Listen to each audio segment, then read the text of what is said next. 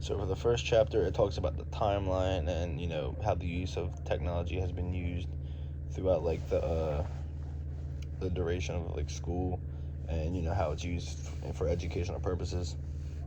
And it talks about how YSS teachers can develop more as sort of like technological learners, so we could start teaching students better technology.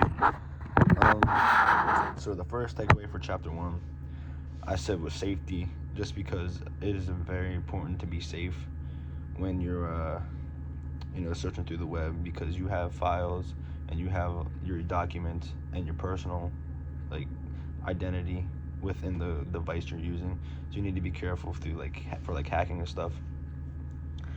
The second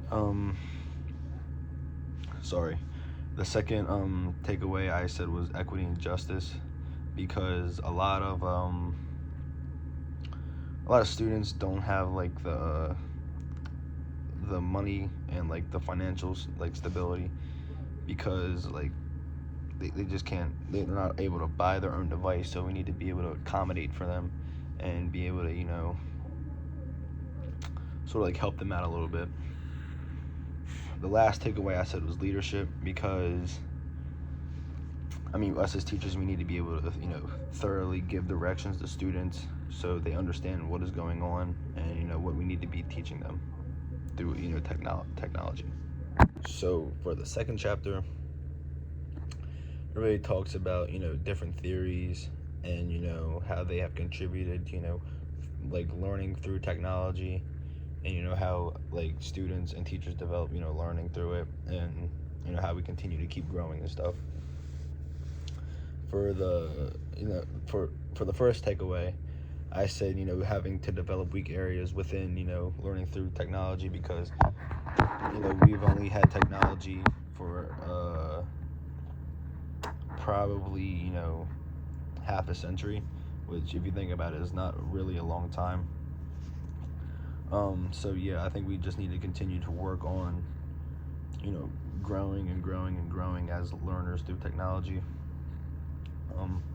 My second takeaway is developing, motivating to learn. Motivating to learn. So we need to have our kids motivated to learn through technology. Some kids don't like learning through technology, some do. So we need to be able to have them proficiently be able to learn through technology, and be confident, more confident, actually enjoy learning. The third takeaway I would learn is digital literacy, which is sort of motivating to learn, but having them actually proficiently learning and understanding what is going on, like them knowing what is going on, and them actually having an intake, so they're not confused on anything. The third chapter in the book, it talks about what different software we can use, and what different tools that would make us better at learning through technology, and would sort of make it easier on us as students and teachers, not just as students, and what we can do to make it a little bit easier. A takeaway I would use from this chapter is sort of supplying devices for students. Going back to chapter 2, when I said not all students have the same financial stability. We need to be able to provide for these students, so we all have the same opportunity to learn. Another takeaway I would use is having different configurations. Not all students learn the same. They do not learn the same. I know I do not learn the same as other students. I am a very hands-on learner. I like to draw. I can sit at a desk. I've gotten better over the years, but for myself, I am way better. I am more of a hands-on worker. The last takeaway for chapter 3, I said more independent work with using technology, because if we keep doing group work, there is a lot of not a lot of independence. There is some independence, but when we are doing independent work, we don't want to be separated. We don't want to be, dependent on another person to help us. We need to be able to efficiently do this stuff on our own to be able to learn through technology. Chapter 4 in the book really focuses on, downloadable apps and, the downloadable software, and, how different sort of search tools can be used through schools across the world. The first takeaway I said was, implementing search engines and search tools, because, it could be a good accommodation for students. Not even accommodation, but a good tool to use, because when you use like search engines like Google, that's a great example. You're able to, find a lot of very good information through Google that is, up on Google, and that it's a very reliable source.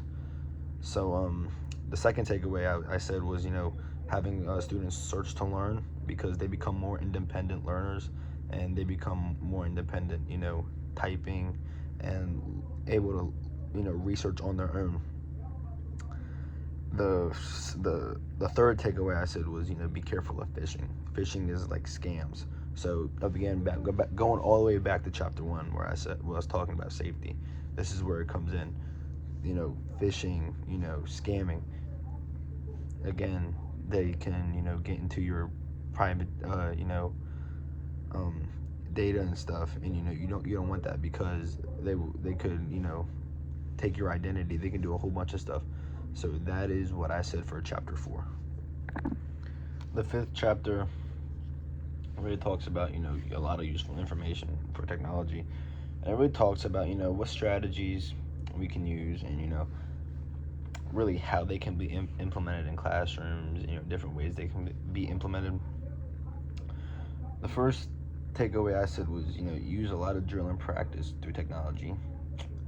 Sort of like, have them doing like a web quest, or just, just exploring the internet on their own, just, have a few minutes just to explore. The second, takeaway I said was, using games. Using a game would be very, very, useful, because, students nowadays, kids, they like the game and stuff. And I believe that if you, have a, sort of like educational game, it will sort of motivate them, because, games do have a lot of challenges. You may not think that there's a lot of challenges, but there's a lot of challenges when it comes to, gaming and stuff. So I think having a game would be, be very good for learning.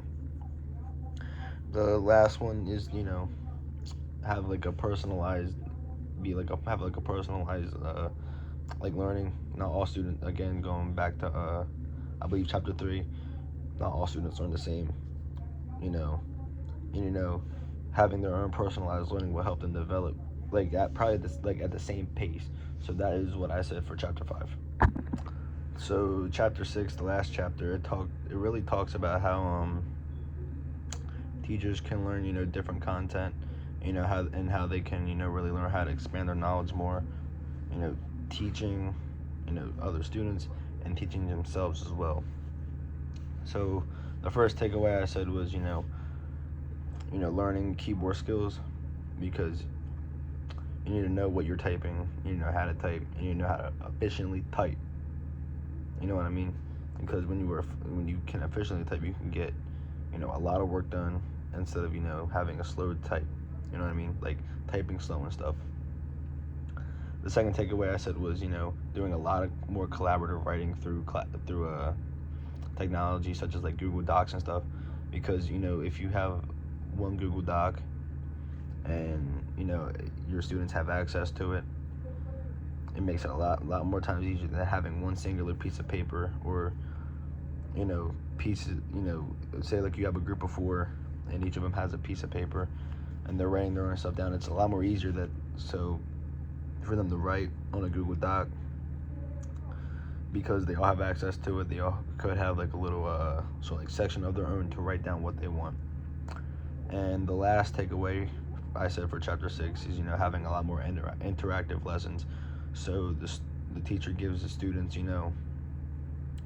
a prompt, or like a question on say like a search engine or like a school tool like Moodle, like we have. Um, they give it to them on that, and they write it, and then they have to come up and they have to talk about how like what their process was and stuff, and just to make sure that while they are learning on the computer, they are also taking the knowledge in, not just seeing what it's wrote and not really taking advantage of like the work, the stuff that is being shown to them.